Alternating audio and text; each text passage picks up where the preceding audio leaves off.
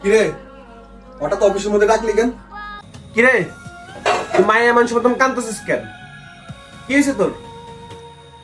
কম কষ্টে কান্দাছি না রে, আমার জীবনটা এলোমেলো হয়ে গেছে।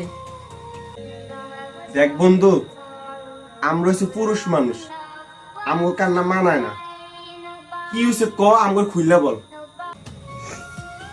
তোরা তো জানোসই আমি 4-5 বছর হয়েছে বিয়ে করছি, এখন পর্যন্ত আমি বাচ্চার মুখ দেখতে পারতাছি না। আমার বাপ মায়ের তো বয়স হয়ে গেছে গা, এই জন্যে তারা আমারে তাড়াতাড়ি বিয়ে করাইয়া দিছে। তারা জানি নাই নাতির মুখ দেখে মরতে পারে। ভালো একটা জ্ঞানী ডাক্তার দেহা। অনেক ডাক্তার কবিরাজ দেখাইছি, কোনো লাভ হয় না। তোর কষ্টটা আমরা বুঝি। এখন যদি আল্লাহ পাক যদি না দেয়, 1000 কবিরাজ ডাক্তার যদি দেখাস, কোনো লাভ নাই। আমার বাবা মারে বুঝাইবো কেডা? আমার আত্মীয় স্বজন, আমার প্রতিবেশী, আমার খালারা, আমার ফুপিরা, হেরা কয় আমার বইয়ের নাকি দোষ আছে, সমস্যা আছে। হেরা কয় আমার বইয়ের কোনোদিন বাচ্চা হইতো না, এই কারণে এরা পাগল হইছে আমারে আরেকটা বিয়ে করানোর লাগিয়া। তোরা তো জানোসই আমি আমার বউকে অনেক ভালোবাসি, জীবনে অনেক ত্যাগ করছি, কিন্তু আমার বউয়ের ভালোবাসাটা অন্য কাউরে দিতে পারতাম না। তোর কিছু কথা শুই না আমাকে অনেক ভালো লাগছে। যে যুগে মানুষের গর্ব রেখা বাইরে পরকিয়া করতে যায়, আর তুই সেই যুগে থাইকা তুই কস্তর বড় অনেক ভালোবাসিস। তুই তোর বউয়ের বাঘ অন্য কারে দিতে পারতি না।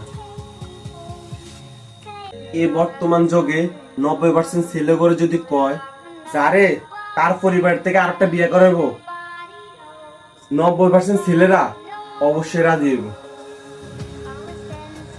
একটা ফ্যামিলিও জানে না একটা ছেলের জন্য কত খুশির খবর হইলে একটা মেয়ের জন্য কত বড় বেদনা।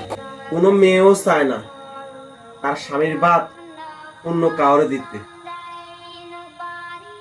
তুই যেহেতু আরেকটা বিয়ে করতে চাস না, তুই তোর বাপ নারে বুঝা যে মা আমি জানলাম আমার এই বউয়ের ঘরে বাচ্চা হয় না, আমি জানলাম তোমরা যে আরেকটা আমাকে বিয়ে দিবা, কিন্তু ওই মেয়ের ঘরও যে বাচ্চা হবো তোমরা কি আমাকে গ্যারান্টি দিতে পারবা? হ্যাঁ, তোমরা কি গ্যারান্টি দিতে পারবা? তুই তো বিয়ে করছিস 4 বছর হয়েছে, এমনও মানুষ আছে 10 বছর 20 বছর হয়েছে এমন পর্যন্ত একটা বাচ্চা হয় না। জন্ম মৃত্যু হয়েছে এগুইছে আল্লাহর হাতে।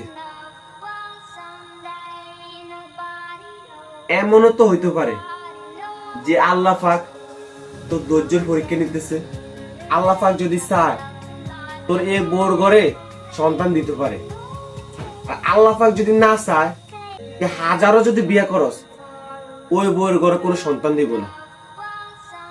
এখন তোর যদি বলি তোর মনের মধ্যে বিন্দু পরিমাণ বিয়ে করার ইচ্ছা থাকে, তোর যদি বিয়ে করার ইচ্ছা থাকে তুই তোর বউর সাথে শেয়ার কর। তোর বাপ মায়ের সিদ্ধান্ত কিছুই না, তুই তোর বউর সিদ্ধান্ত নে। তোর বউ কি চায়, তারপর তোর বউয়ে তোরে কি কয়। যদি তোর বউ যদি আরেকটা বিয়ে করার অনুমতি দেয় তাহলে তুই আরেকটা বিয়ে করতে পারবি। আর তুই তোর বউর মনে কষ্ট দিয়ে আরেকটা বিয়ে করস, আমার মনে হয় না তুই ওই বউ নিয়া সুখে শান্তিতে ঘর করতে পারবি না।